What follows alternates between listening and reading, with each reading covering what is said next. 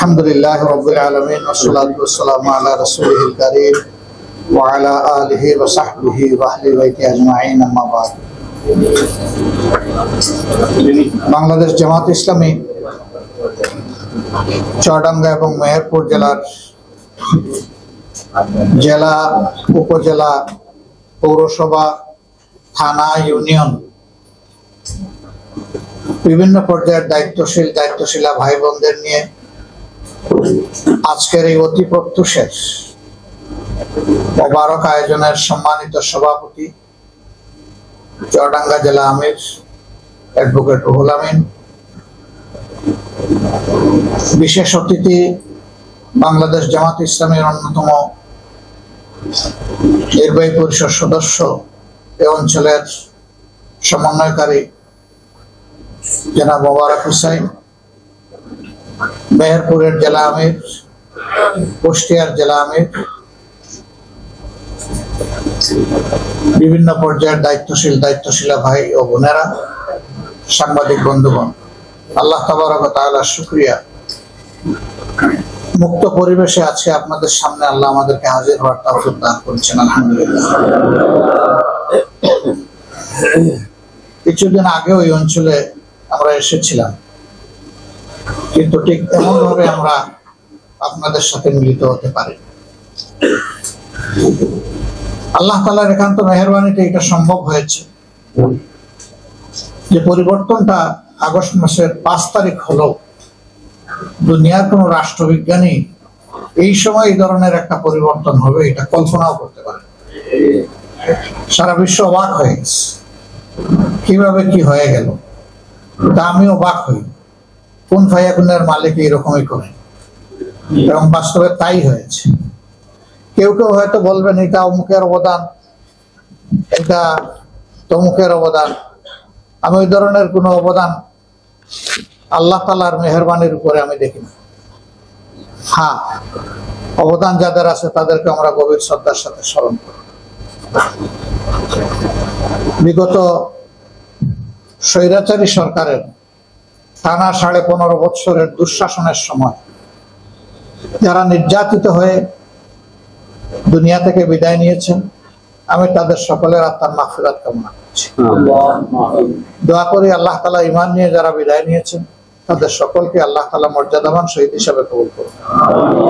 এই কাফেলায় পুরুষরা রয়েছেন, নারীরা রয়েছে, শিশু থেকে শুরু করে আবাল বৃদ্ধ বনিতা সকলেই আছে। বাংলাদেশের এমন কোন এলাকা খুঁজে পাওয়া যাবে না যেখানে এই সরকার জনগণের রক্ত দিয়ে তাদের হাত রাঙায়নি এবং শেষ পর্যন্ত অবৈধ গদি টিকিয়ে রাখার জন্য খুনের নেশায় পাগল হয়ে উঠেছে।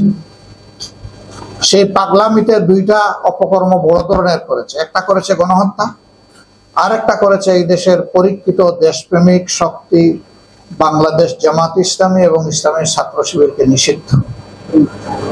এই দুইটাই ছিল তাদের সর্বশেষ ঘৃণিত কাজ। আলহামদুলিল্লাহ দুটোই ব্যর্থ হয়েছে। খুন করে অবৈধ ক্ষমতা ধরে রাখা যায়, আর নিষিদ্ধ করে ইসলামিক কাফেলাকে আটকানো যায়। এটাও আমাদের কোনো কৃতিত্ব না, এটাও আল্লাহ রাব্বুল আলামিনের ফয়সালার বিষয়। আলহামদুলিল্লাহ রাব্বিল আলামিন। আজকে দুই জেলার গুরুত্বপূর্ণ দায়িত্বশীলা ভাই ও বোনেরা এখানে উপস্থিত আছেন। বাংলাদেশ জামাত ইসলামী একটি দায়িত্বশীল দেশপ্রেমিক সংগঠন। আমাদের অনেক জাতের সমালোচনা হচ্ছে, হবে, হোক, কিন্তু আমরা যেন বিবেকের কাছে বিজয়ী হতে পারি।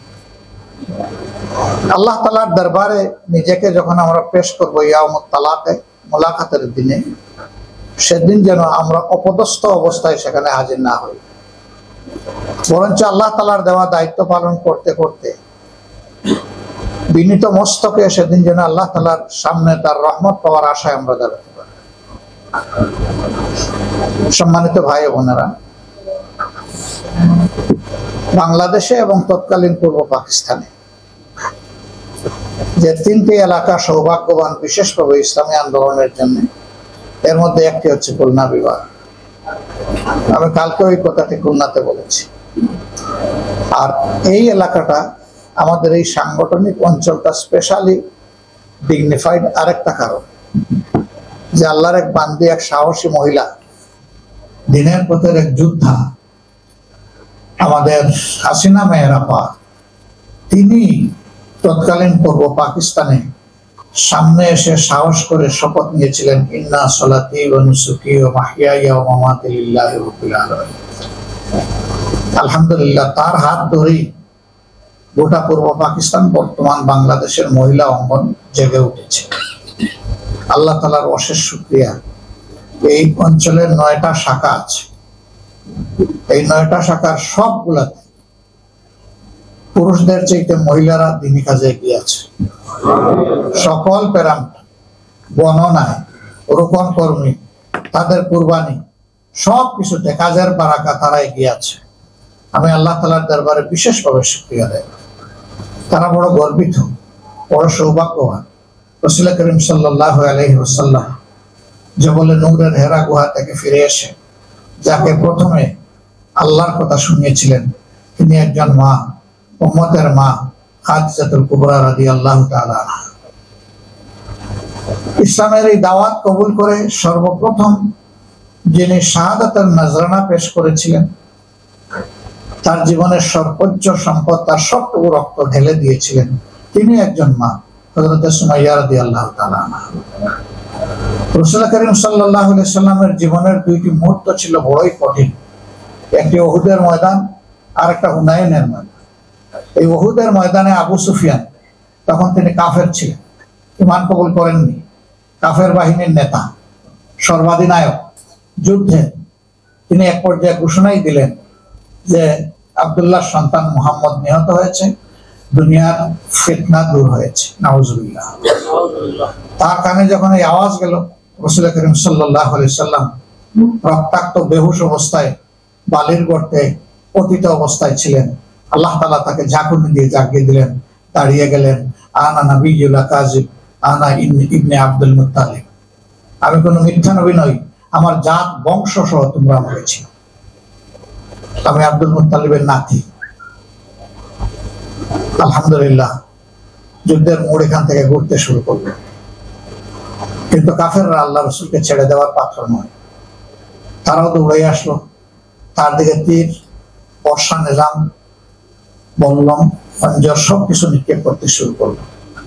এই সময় পুরুষ সাহাবীরা কেউ আল্লাহ রাসূলের পাশে ছিল। সে একজন মা, চতুর্দিকে ঘুরে ঘুরে তীর নিয়েছেন তার দেহে, বল্লম নিয়েছেন তার দেহে, খঞ্জর নিয়েছেন তার দেহে, বর্ষা নিয়েছেন তার দেহে। যুদ্ধ শেষ হওয়ার পরে অনেকগুলা তীর ওখানেই শরীরের মধ্যে গাঁথা অবস্থায় ছিল।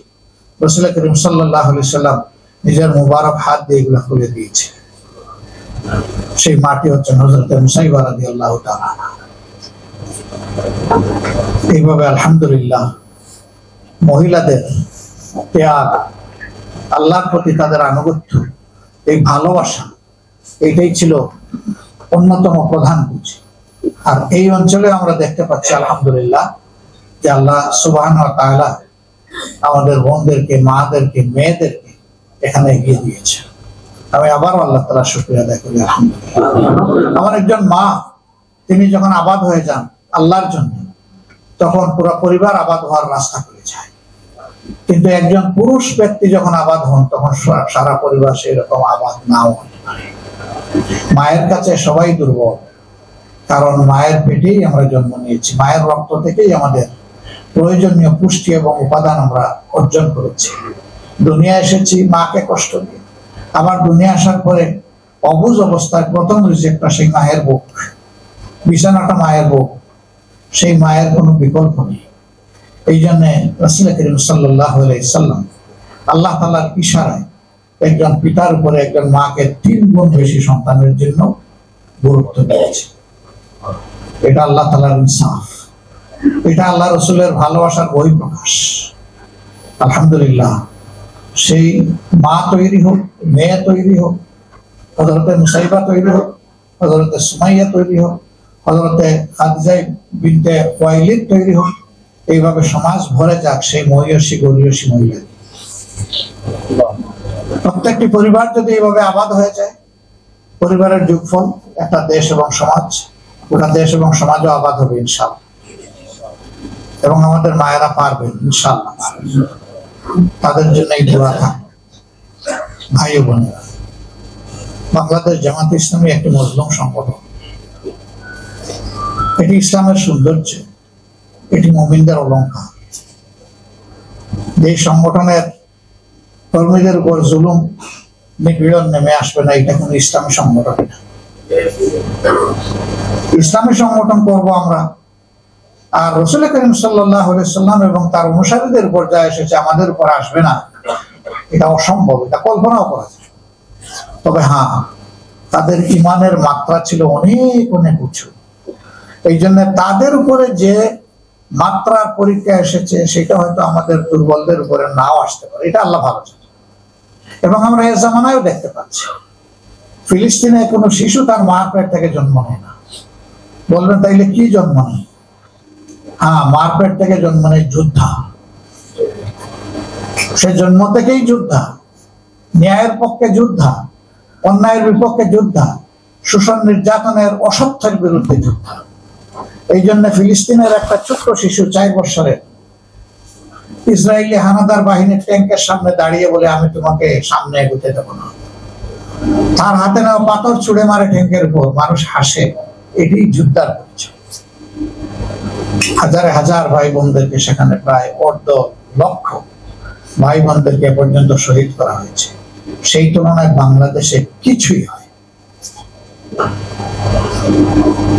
আল্লাহ তাআলার দরবারে নিশ্চয়ই তাদের ইমানি মর্যাদা সেই পর্যায়ে। এই জন্য আল্লাহ তাআলা তাদেরকে সৌভাগ্যমণ্ডিত করছেন অসংখ্য শহীদ। আমাদের যে পরিমাণ ইমানি মর্যাদা আল্লাহর দরবারে, আল্লাহ আমাদেরকে সেই রকম পরীক্ষা দিয়েছে। পরীক্ষা চেয়ে নিতে হয় না, কিন্তু পরীক্ষা আসলে পালাতেও হয় না। আল্লাহর উপর ভরসা করে সেই পরীক্ষায় অংশগ্রহণ করতে হয়।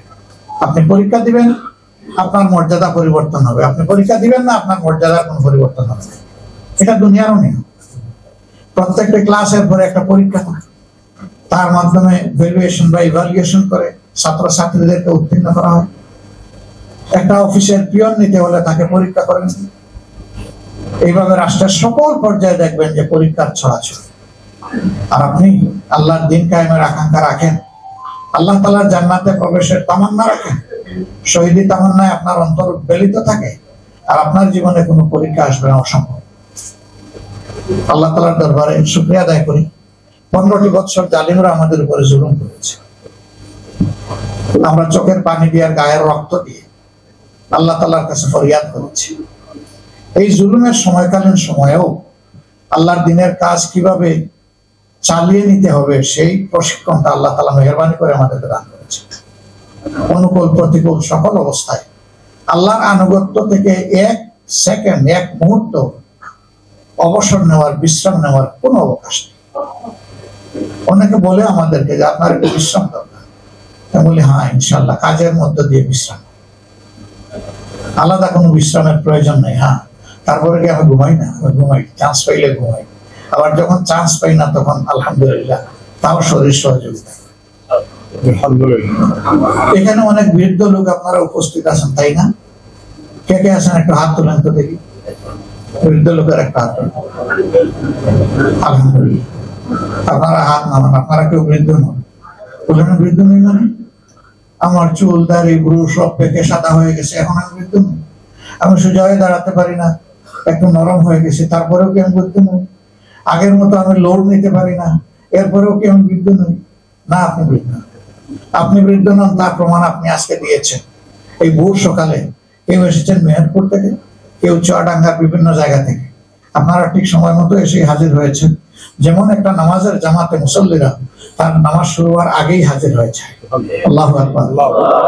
আপনি বৃদ্ধ না? আপনি বৃদ্ধ না, আপনি জোয়ান। শুধু জোয়ান না, আপনি নওজোয়ান। আপনি নবযৌবন ফিরে পেয়েছেন। কিসের সহবতে? আল্লাহ তাআলার রহমতের সহবতে। তা বৃদ্ধ সেই লোক, বয়স 20 হোক 25 হোক, যে আসলে এক বেলা কাজ করলে 3 বেলা জিরিয়ে নেয়, ওই লোক বৃদ্ধ। হাইব্রিড।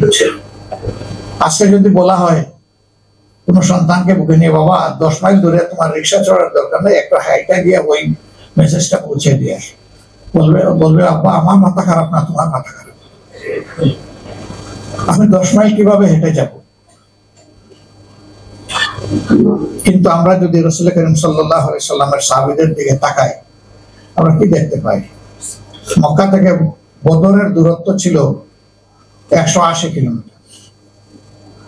সেই জায়গায় রাসূল করিম সাল্লাল্লাহু আলাইহি সাল্লাম তার একটা দুর্বল স্বল্প সংখ্যক মানুষের, অপ্রস্তুত মানুষের বাহিনী নিয়ে রওনা করলেন। পর্যাপ্ত যানবাহন ছিল, ফলে পালা করে তাদেরকে যানবাহন ব্যবহার করতে হয়েছে। একজন কিছু সময় যানবাহনে, তারপরে নেমে তিনি উঠে লাগামে, এরকম করে পালাক্রমে তারা 180 কিলোমিটার জায়গা অতিক্রম করে বদরের প্রান্তরে তারা হাজিরা দিয়েছিলেন। আজকে বলবে আমাকে আর্টিলারি যানবাহন দেন, নইলে আমি যেতে পারবো না।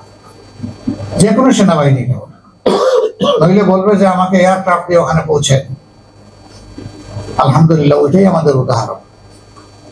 তো যে যুবকরা ভয় পায় কাজ করতে, এরা হইল বৃদ্ধ, এদেরকে আমি যুবক বলতে রাজি না। আর যে মুরব্বী ঠিকই সময় মতো বলে লাভবায় আলহামদুলিল্লাহ, তিনি হচ্ছেন নবযৌবন প্রাপ্ত নওজোয়ান।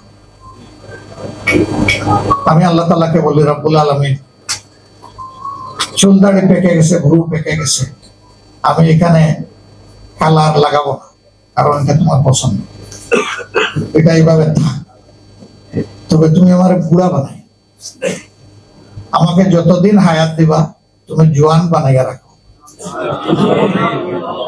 তো বিভিন্ন জায়গায় যাই, যুবকরা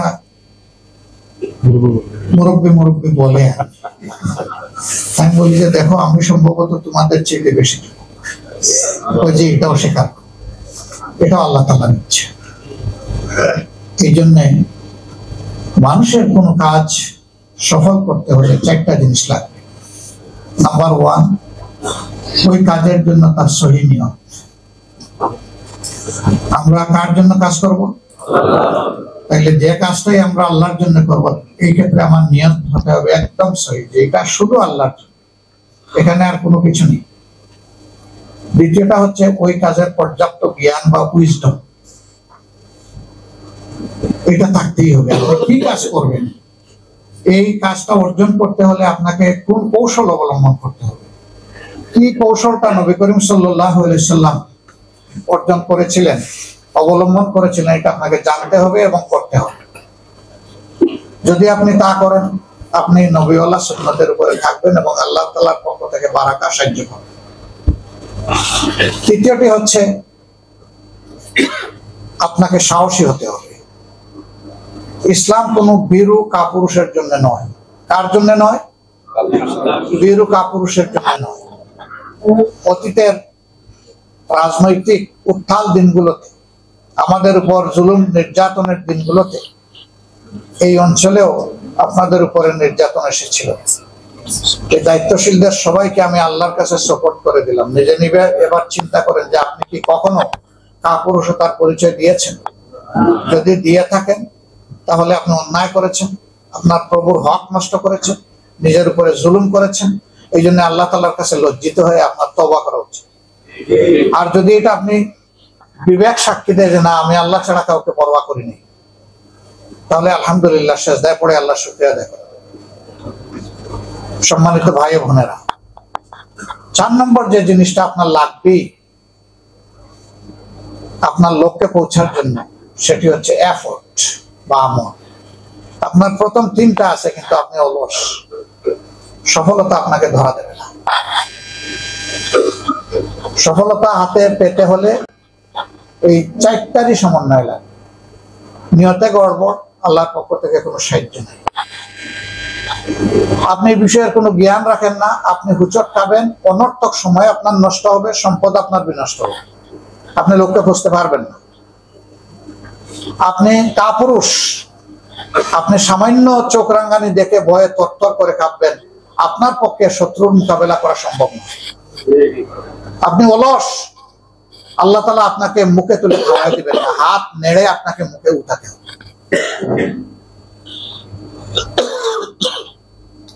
তবে এটা খেয়াল রাখবেন, আমি আবার বলছি যে এই কাজ কিন্তু ফুল বিছানো কাজ নয়।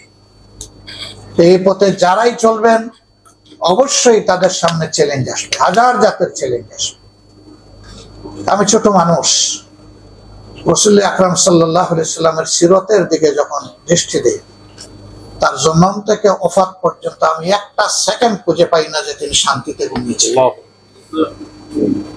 তিনি তার পুরাটা শান্তি উম্মার জন্য, মানবতার জন্য তিনি উৎসর্গ করে দিয়েছিলেন, ওয়াকফ করে দিয়েছিলেন। আমরা যদি ওরকম হতে না পারি, এদেশের মানুষের জন্য আমরা কোনো শান্তির বার্তা দিতে পারবো না।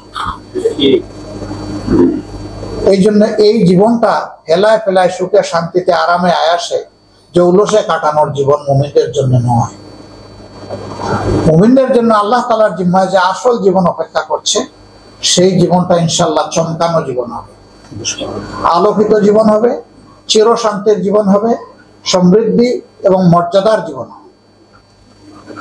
এ পথে যারাই চলেছে, অত্যাচার তাদেরকে দুনিয়া ভোগ করতে হয়েছে। গেল হজ এবং ওমরার মৌসুমে আল্লাহ তাআলা আমাকে হাজিরা দেওয়ার তৌফিক দিয়েছিলেন। আমি নাজরানে আসহাবে উহুদের এই ঐতিহাসিক জায়গাটা এবার দেখার সুযোগ পেলাম, এর আগে আমার হয়নি। এখনো দেখলাম যে সেখানে মানুষের, যাদেরকে পুড়িয়ে হত্যা করা হয়েছিল, তৌহিদবাদীদেরকে, তাদের হাড়ের অংশগুলো এখনো রয়ে গেছে। মেডিকেল সায়েন্স বলে যে হাড় মাটির সাথে মিশে একাকার হয়ে যেতে সময় লাগে 2.5 বছর, নৌকের জন্য লাগে 10 বছর। সেখানে হাজার হাজার বছর চলে গেছে, এগুলো এখন আল্লাহ রেখে দিলেন কেন?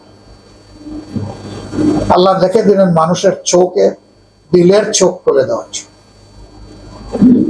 তাদের ব্যাপারে আল্লাহ কি বলেছেন? ওমা নাকামু মিনহুম ইল্লা ইউমিনু বিল্লাহিল আজিজিল হামিদ। এছাড়া তাদের আর কোনো অপরাধ বাহ্যত ছিল না যে তারা আল্লাহ তাআলাকে আজিজে হামিদ হিসাবে ঘোষণা করেছে, যে আপনি মহাপরাক্রমশীল, আপনি ছাড়া কারো পরাক্রমতা আমরা মানি না, আর সকল প্রশংসা কেবল আপনার জন্য, কারো কাছে আমরা মাথা নত করে কোনো সৃষ্টির প্রশংসা করতে পারবো না, আমাদের তামাম প্রশংসা হবে শুধু স্রষ্টার জন্য। তারা এই জায়গায় ছিলেন আপোষহীন, এই জন্য তাদেরকে গর্তে ফেলে পুড়িয়ে হত্যা করা হয়েছে। সম্মানিত ভাই বোনেরা, এইভাবে তিলে তিলে জ্বলে জ্বলে যারা আল্লাহর কাছে পৌঁছে যান, তারাই খাঁটি। প্রিয় বাংলাদেশের 91% মানুষ বলা হয় আদমশুমারির খাতাতে এখন মুসলমান। এটি আমাদের একটা অর্জন, এটি একটি ভালো বীজতলা। এখন সেই বীজতলায় ভালো জাতের বীজ ছাড়তে হবে, আর অঙ্কুরিত গাছটা যথাস্থানে নিয়ে না গিয়ে তার পরিচর্যা করতে হবে। অনেকে এর মাঝে আবার ভাগ বিভক্তি করেন। আমি জানি না এরকম যারা ভাগ বিভক্তি করেন তারা নিজেকে কতটা মুত্তাকি, পরহেজগার এবং ইমানদার মনে করেন। তবে আমি ব্যক্তিগতভাবে মনে করি, আমার চাইতে এই দেশের প্রত্যেকটা মুমিন মুসলমান আল্লাহর দরবারে অনেক মর্যাদা। গুনার দিক থেকে আমার গুনাহ সবচেয়ে ভারী, এটা আমার অনুভূতি। কারণ আমি আমার সম্পর্কে জানি, আর আমার আল্লাহ আমার সম্পর্কে এর চেয়ে বেশি জানে। আল্লাহ তাআলা তার কোনো বান্দার কোনো বিষয় আল্লাহ তাআলার স্মৃতি থেকে হারিয়ে যায় না। বান্দার স্মৃতি অমূল্য নয়। আমিও আমার সবকিছু জানি না, আপনিও আপনার সবকিছু জানেন না। শৈশব থেকে এখন পর্যন্ত অনেক বিষয় আমাদের হিসাবে নাই, হারিয়ে গেছে। কিন্তু আল্লাহ তাআলার দরবার থেকে কিছুই হারায় না, সব কিছুর অবিকল রেকর্ড। এই যেমন এখানে ভিডিও ক্যামেরায় আমাদের সবকিছু ধারণ করা হচ্ছে, আল্লাহ তাআলার পক্ষ থেকে সেই রকমই আমাদের জীবনের সমস্ত কার্য বলে ধারণ করা হচ্ছে। এবং সেই দিন চাক্ষুষ যাদেরকে আল্লাহ প্রয়োজন মনে করবেন তাদেরকে দেখাই দেবেন। তবে এটা দেখানোর প্রয়োজন সৌভাগ্যবান কিছু মানুষের জন্য হবে না, যারা দুনিয়া থাকতে আল্লাহকে সত্যিকারের ভয় করছে। আল্লাহ তারাই প্রিয় বান্দা। ইন্না আকরামাকুম ইনদাল্লাহি আতকাকুম। আল্লাহ তাআলার প্রিয় ঘনিষ্ঠ তারাই তো যারা আল্লাহকে সবচেয়ে বেশি ভয় করে। এই ভয়ের জায়গায় যারা নিজেরা দাঁড়িয়ে থাকতে পেরেছেন, হাসরের দিন ইনশাআল্লাহ তাদের কোনো ভয় এবং দুশ্চিন্তা আল্লাহ রাখবেন না। মর্যাদার সাথে তারা আল্লাহ তাআলার সামনে গিয়ে হাজির। সম্মানিত ভাই বোনেরা, সুযোগ এসেছে এখন কাজ করার। হুদায়বিয়া সন্ধির আগ পর্যন্ত মুসলমানদের কোনো সামাজিক স্বীকৃতি ছিল না। তাদের উপরে যুদ্ধ দফায় দফায় চাপিয়ে দেওয়া হয়েছে, ষড়যন্ত্র করা হয়েছে, কষ্ট দেওয়া হয়েছে, শহীদ করা হয়েছে, পঙ্গু করা হয়েছে, নির্বাসিত করা হয়েছে। দুনিয়ার দৃষ্টিতে তাদেরকে লাঞ্ছিত এবং অপমানিত করা হয়েছে এবং দুনিয়ার সর্বশ্রেষ্ঠ মানুষটিকে তার জন্মস্থানের লোকেরা শেষ পর্যন্ত হত্যা করার ফায়সালা চূড়ান্ত করেছে। দারুন নদওয়ায় বসে আবু সুফিয়ানের বৈঠকখানা, ওইটাই ছিল আরব কুরাইশদের পার্লামেন্ট। আল্লাহ তাআলা তার বিশেষ মেহেরবানিতে এবং চূড়ান্ত হেফাজতে তারই সিদ্ধান্তে আল্লাহ তাআলা তার নবীকে অত্যন্ত মর্যাদা এবং নিরাপত্তার সাথে মক্কা মুকাররমা থেকে মদিনাতুল মুনাওয়ারায় নিয়ে যায়। কার্যত সেদিনই বিজয়ের দ্বার উন্মুক্ত হয়। এই হিজরতের মধ্য দিয়েই বিজয়ের সূচনা হয়। কারণ এর আগে মক্কায় যতদিন ছিলেন বেশিরভাগ সময় তার কেটেছে দারুল আরকামে, আর বাকিটা কাবার চত্বরে তা সব সময় পারেনি।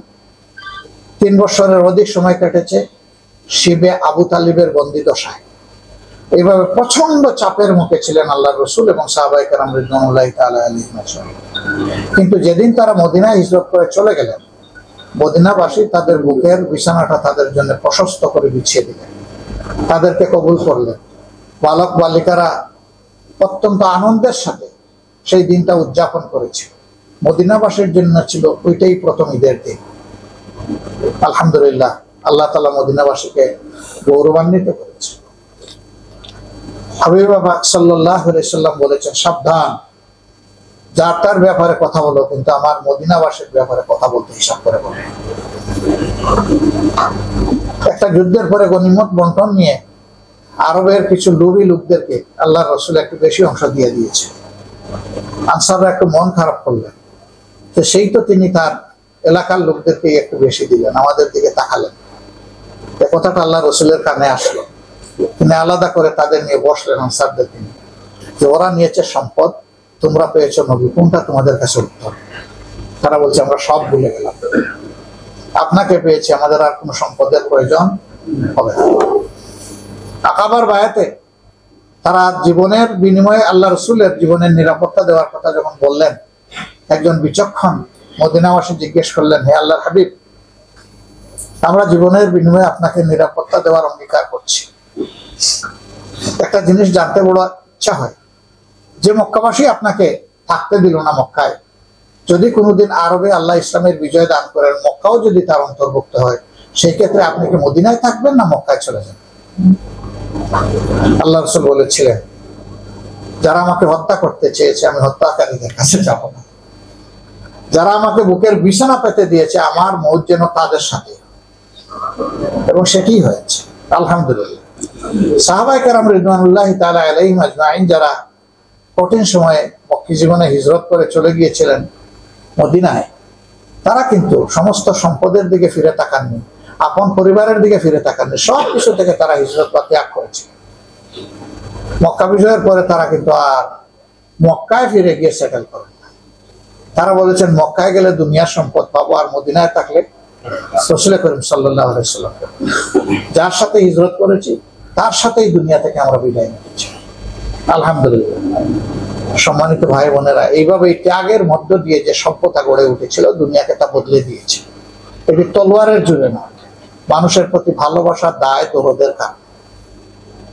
আমরা সেই রকম একটা কেয়ারিং সোসাইটি গড়ে তুলতে চাই, একটা দরদি সমাজ আমরা গড়ে তুলতে চাই, যে সমাজে প্রত্যেকটি মানুষ আরেকজন মানুষের শুভাকাঙ্ক্ষী। এরকম যদি একটা সমাজ হয়ে যায় যে সবারই ত্যাগের মানসিকতা, কে কার চাইতে ভালো কাজ করবে, কে কার চাইতে জনকল্যাণমূলক কাজে নিজেকে পেশ করবে আল্লাহর জন্য, যদি এরকম একটা সমাজ হয়ে যায়, সেই সমাজটাই হবে দুনিয়ার সর্বশ্রেষ্ঠ সমাজ ইনশাআল্লাহ। এটি সম্ভব। এটি সম্ভব শুধু একটা সিদ্ধান্তের প্রশ্নই, যে আমি সিদ্ধান্ত নিব যে এটা এই দুনিয়া আমার বুকের নয়, এই দুনিয়া আমার ত্যাগ। এই সিদ্ধান্তটা যদি আমরা নিতে পারি, ইনশাআল্লাহ তাআলা লাজিম আল্লাহর রহমতের সমস্ত দরজা জানালা ওপেন হয়ে বাংলাদেশের উপর অবারিত রহমত জমবে ইনশাআল্লাহ। আমরা এমন একটি দিনের অপেক্ষা। এই জন্য প্রয়োজন আমাদের চূড়ান্ত শপথ নেওয়া ত্যাগের জন্য। শপথ আমরা নিয়েছি, এই শপথের উপর আমল। ইন্না সলাতি ওয়া নুসুকি ওয়া মাহইয়ায়া ওয়া মামাতি লিল্লাহি রাব্বিল আলামিন। আমরা তো সব আল্লাহকে তুলে দিয়েছি, এখন আমার বলতে আর কিছু নাই। কিছু যা আছে এটা আল্লাহর আমানত। সেই আমানতটা যথাযথ সংরক্ষণ করে আল্লাহর পছন্দ মতো তার কাছে আমানত ফিরিয়ে দেওয়া, এটা এখানে যারা এসেছেন তারা রুকনদের প্রতিনিধি। এই 2 জেলায় মিলে রুকন টোটাল কত হবে ভাই বোন মিলে? আমাদের 1536। 1536। আপনাকে 1020। আচ্ছা, আলহামদুলিল্লাহ আমরা হিসাব পেলাম যে 2556 জন রুকন ভাই ও বোনেরা এই 2 জেলায় মিলে আছে। এই পরিমাণ লোক তারা এই শপথ নিয়েছে, কিন্তু এখানে লোক আছেন 400-র মতো। 420 আমি কালকে শুনেছিলাম আসার কথা, জানি না কতজন এসেছেন, সম্ভবত সবাই এসেছে। আমি বলছিলাম যে একজন একটু বাড়ায় দেন, 21 জন করা যায় কিনা। আল্লাহ তাআলা বেজুড় এবং বেজুড়কে পছন্দ করেন, তো হয়তো বা সেটা 1 কম হইতে পারে বা 3 বেশি হইতে পারে, আল্লাহ ভালো জানেন। আলহামদুলিল্লাহ 420 না। সম্মানিত ভাই বোনেরা, এটা খেয়াল রাখতে হবে যে আল্লাহ যেমন আপনাদের উপরে জিম্মাদারি দিয়েছেন, আপনাদের ভাই বোনেরাও আপনাদের উপর আস্থাটা তুলে দিয়েছে। এই আস্থার মর্যাদা দিতে হবে। মর্যাদা দেওয়ার জন্য আরো 4টে কাজ করা লাগবে। নাম্বার 1, বেপরোয়া জীবনযাপন করা যাবে না। সকল কাজে আল্লাহকে ভয় করে চিন্তাও করতে হবে, কথাও বলতে হবে এবং কাজেও বলতে হবে। সুতরাং আল্লাহর ভয়ের ব্যাপারে কোনো কম্প্রোমাইজ নেই। ইত্তাকুল্লাহ হাক্কা তুকাতিহি, আল্লাহকে ভয় করো তার পুরা হক আদায়। তার মানে হচ্ছে যে মুমিনের কলিজায়, হৃদয়ে, মগজে আল্লাহর ভয় ছাড়া আর কারোর জন্য একটা সুই পরিমাণ জায়গা থাকবে না যে আমি কারো ভয় করব। আর যারেই ভয় করা হবে সে তাগুত। এই জায়গা আল্লাহ, ভয়ের জায়গার অংশীদারিত্ব আর কারোই নেই। বলবেন তাহলে মা বাবা, শিক্ষক, সংগঠনের দায়িত্বশীল, রাষ্ট্রীয় প্রশাসন এবং গুরুত্বপূর্ণ নেতৃবৃন্দ, তাদের ব্যাপারে কি হবে? না, ভয় কারো ব্যাপারেই নেই, প্রশ্নই উঠে না। যার যেখানে মর্যাদা পাওয়ার তাকে সম্মান করব, যাকে ভালোবাসার তাকে ভালোবাসা। বাকি সমস্ত মাখলুকের ক্ষেত্রে এইটাই, আমি ভালোবাসবো, আমি সম্মান করব। এই ভালোবাসা এবং সম্মানের ভিত্তিতে আমরা একটা সমাজ বিল্ড আপ করতেছি, কিন্তু ভয় হবে একমাত্র আল্লাহর জন্য। তার জন্য 1 নম্বর কোয়ালিটি। 2 নম্বর কোয়ালিটি হচ্ছে আপনার উপরে যে দায়িত্ব অর্পণ হয়েছে, আপনি মেহেরবানি করে এই দায়িত্বটা কি সেটা কোরআন থেকে বুঝবেন। তবে কোরআন যেহেতু বিশাল ভলিউম, এটা বুঝতে আপনার সময় লাগবে। কোরআনের আলোকে প্রিয় সংগঠনের যে গঠনতন্ত্র রচিত হয়েছে, সেই গঠনতন্ত্র খুলে দেখবেন যে একজন রুকনের কাজ কি আর এক দায়িত্বশীলের কাজ কি। সেই জায়গা থেকে আপনি আপনার বিবেকের আয়নার মুখোমুখি দাঁড়াইয়া প্রশ্ন করবেন, আমি কি সঠিক জায়গায় দাঁড়িয়ে আছি? আমার উপরে অর্পিত দায়িত্বকে আমি যথাযথভাবে পালন করছি? যদি আপনার বিবেক বলে যে আলহামদুলিল্লাহ আপনি এই রাস্তার উপরে আছেন, আল্লাহ শুকরিয়া দেন। কিন্তু যদি আপনি কোথাও কোনো ঘাটতি দেখেন, আপনি নিজের থেকে এটা পুষেন। যদি না নেন, যে শপথ আপনার জান্নাতের বাহন হতে পারে, সেই শপথ দংশন করে আপনাকে জাহান্নামে পাঠাবে। সেদিন এই শপথ চিৎকার করে বলে, এটা মুমিনের ছিল না, আল্লাহ নেফাক ছিল, দুর্বলতা ছিল, স্বার্থপরতা ছিল, সংকীর্ণতা ছিল। তোমাকে যেমনটি ভয় করার এবং ভালোবাসার কথা, ভয় করার ভালোবাসা বিপদের কারণ।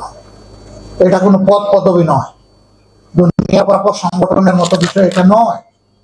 এটা সরাসরি আল্লাহ তাআলার সাথে একটা এগ্রিমেন্ট, একটা চুক্তি। এটা একটা প্যাক্ট সর্বোচ্চ সত্তার সাথে, যিনি সব কিছুর মালিক। ইন্নাহু আলা কুল্লি শাইইন কাদির, নিশ্চয়ই সমস্ত কুদরত তার হাতের মধ্যে, শক্তিমত্তা তার হাতের মধ্যে, কর্তৃত্ব তার হাতের মধ্যে। তার সাথে আমার এগ্রিমেন্ট, সেই এগ্রিমেন্টে অবশ্যই যথাযথ মর্যাদা দিতে হবে। 3 নম্বর হচ্ছে আল্লাহর হাবিব বলেছেন, খায়রুন নাস মান ইয়ানফাউন নাস। আল্লাহর হাবিব বলেননি খায়রুন নাস মান ইয়ানফাউল মুমিনিন, মান ইয়ানফাউল মুত্তাকিন, মান ইয়ানফাউল মুসলিমিন, এটা বলেন নাই।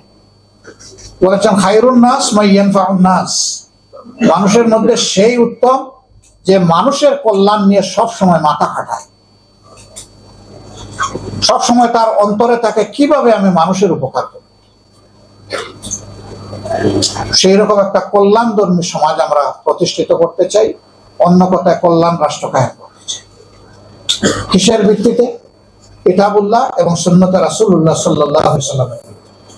এর বাইরে সত্যিকারের কল্যাণ নাই, সোজা কথা নেই। যেটাকে সাময়িক কল্যাণ মনে করা হবে, একসময় দেখা যাবে এটাই অকল্যাণের কাম। কিন্তু আল্লাহ তাআলা যেটাকে কল্যাণ বলেছেন, কিয়ামত পর্যন্ত এটাকে চ্যালেঞ্জ করার, ব্যর্থ প্রমাণ করার কোন শক্তি আল্লাহর সৃষ্টিতে নেই। এটাই চূড়ান্ত কল্যাণ। অতএব কল্যাণের এই জায়গায় দিল যেন থাকে প্রশস্ত, ওয়াইড রেঞ্জে আমরা যেন মানবতাকে ধারণ করতে পারি। এখানে কে হিন্দু, কে মুসলমান, কে বৌদ্ধ, কে খ্রিস্টান, কে এই খ্রিস্ট, এগুলার কোনো জায়গা নেই। আল্লাহ বলেছেন মাইয়ান ফাউন্নাস, মানুষের আকার আকৃতি যারই আছে আপনার কাছে এটা তার পাওনা। এখানে কোনো ভাগ বিভক্তি মানবতায় করা যাবে না। আল্লাহ তাআলা শুধু মুমিনদেরকে রিজেক্ট দেন না, যে তার অবাধ্যতা করে তারও আল্লাহ রিজেক্ট দেন। হ্যাঁ, হিসাবের দিন, যেটাকে বলা হয়েছে ইয়ামুত তানাদ, নাদের দিন, চিৎকারের দিন, হাক ডাকের দিন, ইয়ামুত তাগাবুন, হার জিতের দিন। সেই দিন আল্লাহ যাকে জিতায় দিবেন সে জিতে যাবে, যে হেরে যাবে সে চিরদিনের জন্য হেরে যাবে। ওটা ওই দিনের জন্য। কিন্তু দুনিয়ায় সমস্ত মানুষ আপনার কাছ থেকে সার্ভিস পাবে। উম্মে জমিল, আবুল আহাবের স্ত্রী, আবু সুফিয়ানের বোন, সবচেয়ে বেশি কষ্ট দিয়েছে আল্লাহ রাসূলকে মহিলা হিসেবে। এরপরে দিয়েছে তার ভাবি গেন্দা। এই ভাবি আর ননদ দুজনে মিলে খুব জ্বালাইছে আল্লাহ রাসূলকে।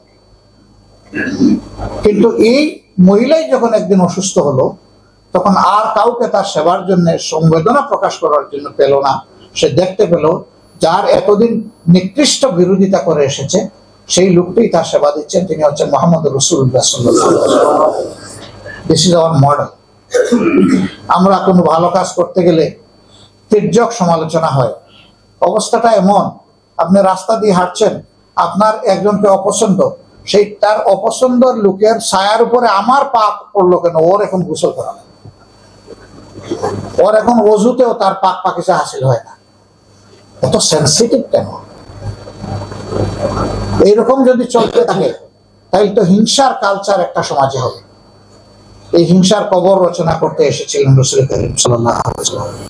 হিংসাকে উৎকর্ষ করতে আসেন, সংকীর্ণতাকে প্রমোট করতে আসেন, উদারতাকে প্রমোট করতে এসেছেন।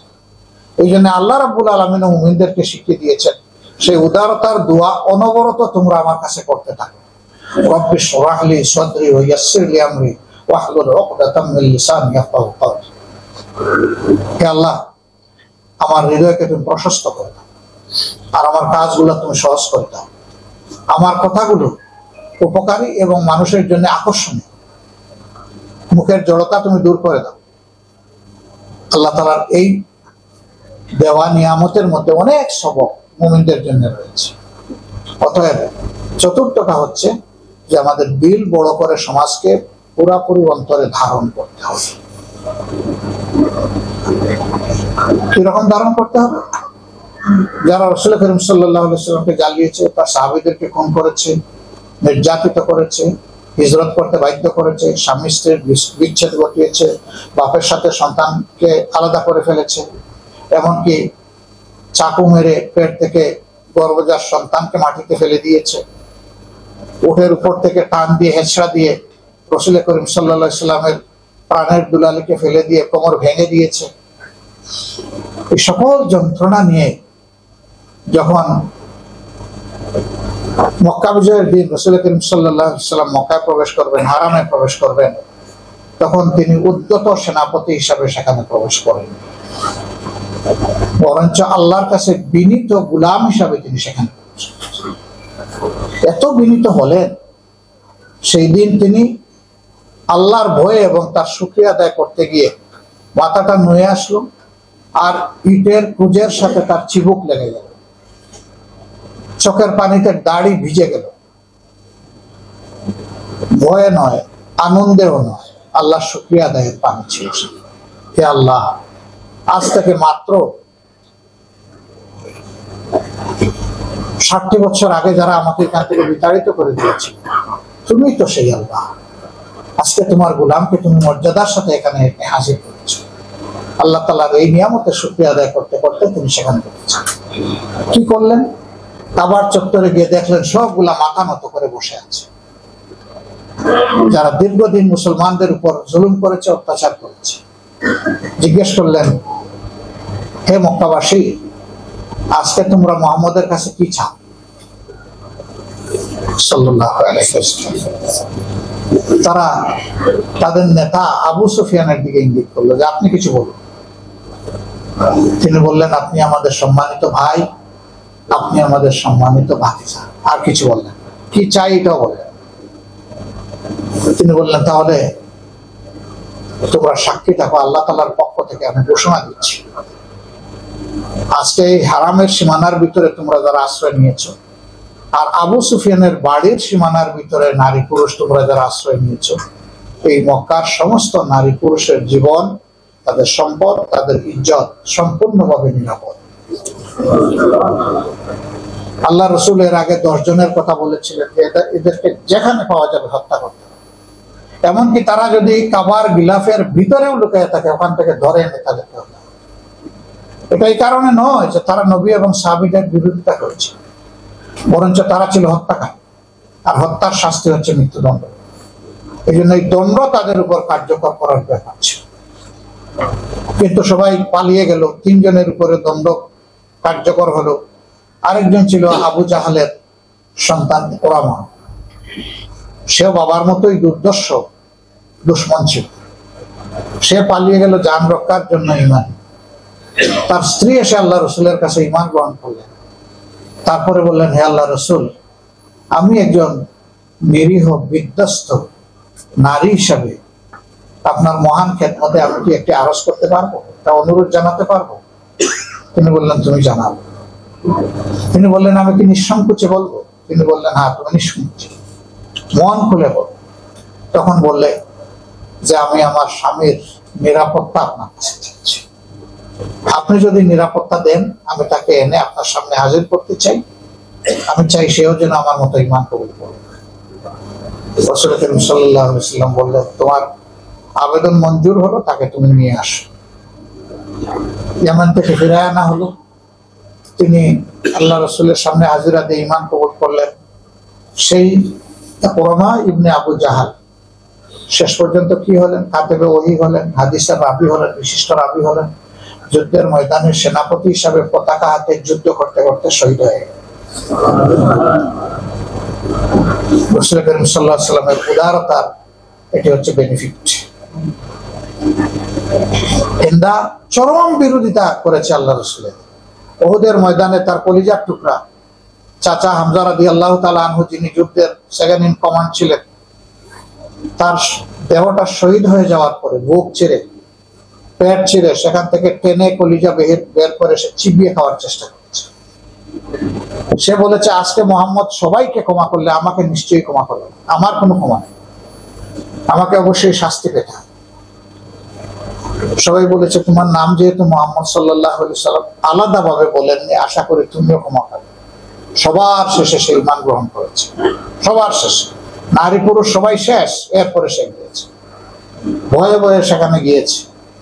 আল্লাহ রসুল তাকে অভয় দেওয়ার পরে বললেন যে এবার তুমি বায়াত নাও। তো মহিলারা বায়াত নিতেন একটা পানির পাত্রে হাত। আল্লাহ রসুল এক একটা কথা বলেন, আর আল্লাহ রসুলের সাথে সে ব্যঙ্গ বিদ্রুপ।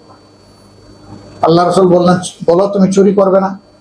বলে, হে আল্লাহ রসুল, আবু সুফিয়ান তো খুব কৃপণ, ও সংসারের জন্য খরচ করতে চায় না, আমি লুকিয়ে লুকিয়ে যে খরচ করি এটাকে চুরির পর্যায়ে করবে? আল্লাহ রসুল বললেন, না, এটা চুরির পর্যায়ে করবে। এরপরে বললেন যে বলো, সন্তান হত্যা করবে না? বলেছে, হ্যাঁ, বড় কষ্টে সন্তান ধারণ লালন করেছিলাম, আর আপনি বদরের যুদ্ধে আমার 2টা সন্তানকে জবাই করিয়েছে। এইভাবে আল্লাহ রসুল একটা বলেন, আর সেই রকম আর একটা বলেন।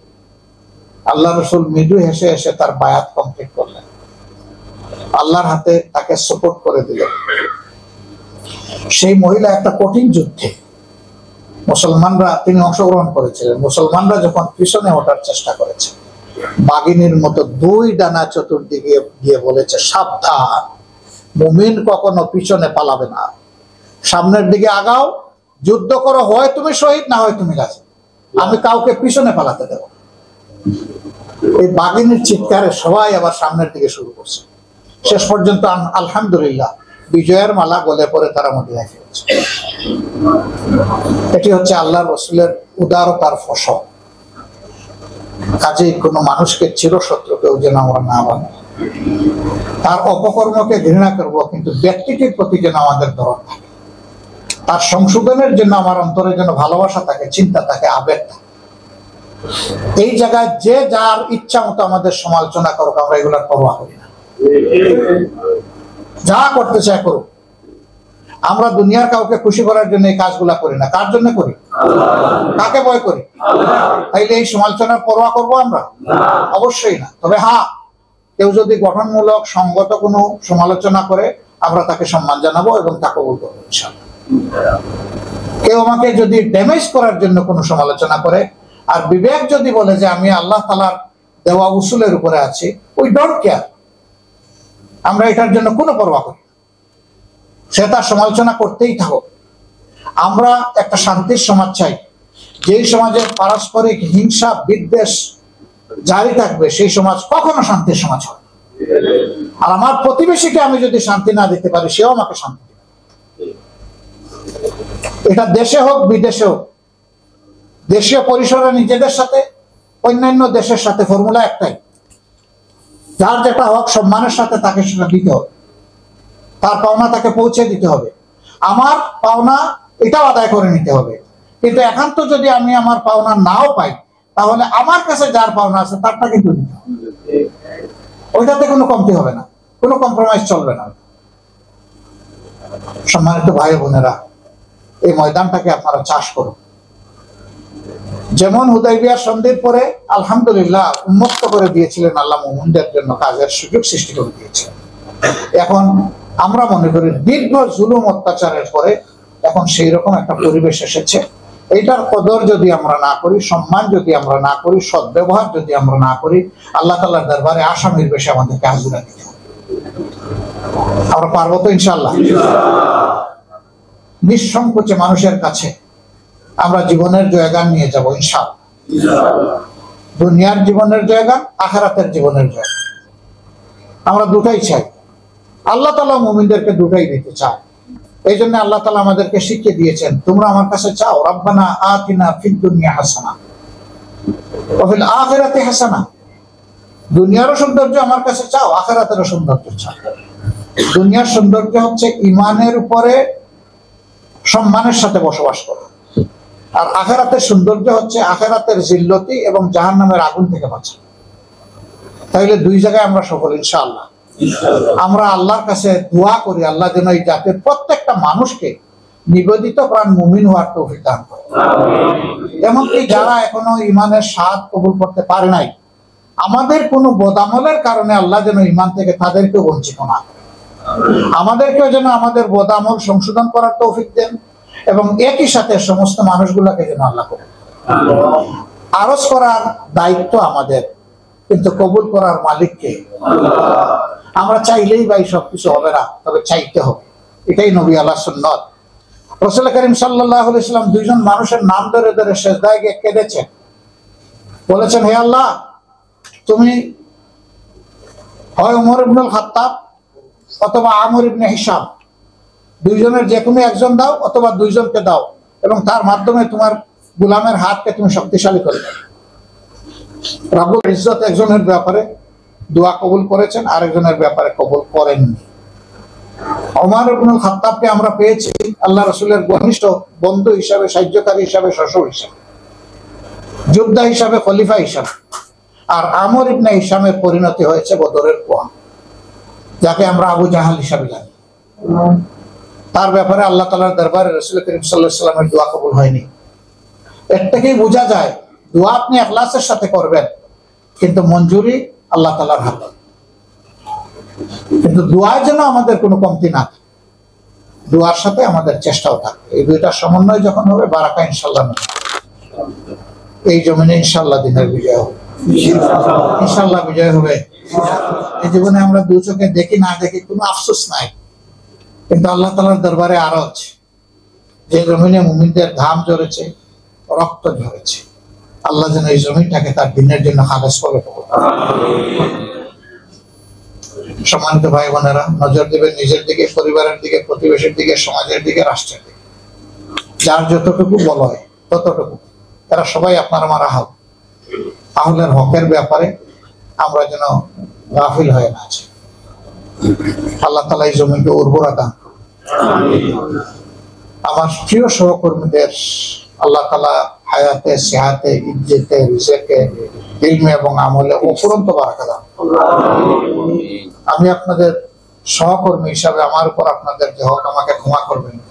আমার বিবেক বলে আমি হক আদায় করতে পারছি না, এই জন্য আপনারা মনে কোনো কষ্ট নেবেন না, আমাকে ক্ষমা করবেন। আল্লাহ তাআলা আমাদের পরস্পরকে ক্ষমা করে দেওয়ার তৌফিক দান করুন। আমরা যদি আমাদেরকে ক্ষমা করে দেই, আশা করি আমাদের মাবুদও আমাদেরকে ক্ষমা করবে ইনশাআল্লাহ। এই পারস্পরিক ক্ষমা ভালোবাসার ভিত্তিতে আসুন প্রিয় সংগঠনটাকে সিমেন্টেড করি এবং বুনিয়ানুম মারসুসের সম্পর্কে আল্লাহ তাআলা আমাদের অন্তরগুলোকে জুড়ে দেন। সেই দোয়া আল্লাহ আল্লাহ আমাদের মধ্যে উলফত, মহব্বত, উখওয়াত এবং বুনিয়ানুম মারসুসের নিয়ামত দান করুন। আল্লাহ তাআলা এই মাটিটাকে বিশেষ করে এই মাটি থেকে যেন চতুর্দিকে দিনের আলো ছড়িয়ে পড়ে, আল্লাহ তাআলা সেই তৌফিক দান করুন। যারা সম্প্রতি আন্দোলন সহ বিগত 15.5 বছরে দুনিয়া থেকে ঈমান নিয়ে বিদায় নিয়েছেন, আবারও আল্লাহর দরবারে দোয়া করি আল্লাহ তাদের সকলকে মর্যাদাবান শহীদ হিসেবে, তাদের পরিবারগুলোকে আল্লাহ তাআলা উত্তম সবর করার তৌফিক দান করুন। যারা আহত হয়েছে আল্লাহ তাআলা তাদেরকে সুস্থতার নিয়ামত দান করুন। এই আহত এবং শহীদ পরিবারের পাশে একেবারে কলিজার সমস্ত আবেগ নিয়ে আল্লাহ তাআলা আমাদেরকে সব সময় থাকার তৌফিক দান করুন। আমার এই শেষ কথাটি কিন্তু কথার কথা নয়, এটা যেন বাস্তবের কথা, যাতে জাতির জন্য মানুষ জীবন উৎসর্গ করতে কোনো কুণ্ঠাবোধ না করে। যে কিছু মানুষ জমিনে পাওয়া যাবে যারা আল্লাহর দরবারে অনবরত আমাদের মর্যাদা বৃদ্ধির জন্য চাইতে থাকবে, আর আমরা যে পরিবার দুনিয়া রেখে যাব তারা সেই পরিবারের সদস্য হয়েছে। আল্লাহ তাআলা এমনি ভাবে জামাত ইসলামীকে প্রত্যেকটি মজলুম পরিবারের সদস্য হওয়ার তৌফিক দান করুন। সুবহানাকাল্লাহুম্মা ওয়া বিহামদিকা আশহাদু আল্লা ইলাহা ইল্লা আনতা আস্তাগফিরুকা ওয়া আতুবু ইলাইক। আসসালামু আলাইকুম ওয়া রাহমাতুল্লাহি ওয়া বারাকাতুহু। Muslim Times 24. Enjoy the Holy Quran.